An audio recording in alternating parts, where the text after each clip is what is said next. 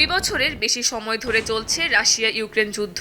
হামলা পাল্টা হামলায় আরও তীব্রতর হয়েছে দুপক্ষের লড়াই। শুক্রবার ইউক্রেনের উত্তর পূর্বাঞ্চলে হামলা চালায় রুশ বাহিনী। বোমার আঘাতে সেখানকার একটি হাসপাতাল ক্ষতিগ্রস্ত হয়। হতাহত হন কয়েকজন বেসামরিক নাগরিক। এদিন জাপোরিঝিয়াতেও ব্যাপক হামলা চালায় পুতিনের সেনারা। এতে বন্ধ হয়ে যায় স্থানীয় একটি বিদ্যুৎ কেন্দ্রের উৎপাদন। কিয়েভের দাবি, শুক্রবার অঞ্চলটিতে 150র বেশিবার হামলা চালানো হয়েছে।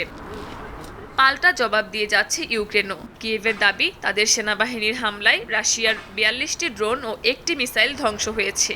এদিকে ইউক্রেনের প্রেসিডেন্ট ভলোদিমির জেলেনস্কি দাবি করেছেন, আগস্টের শুরুতে রাশিয়ার কুর্স্ক শহরে ইউক্রেনের হামলার ফলে 40,000 রুশ সেনাকে ইউক্রেনের পূর্বাঞ্চল থেকে হটানো সম্ভব হয়েছে।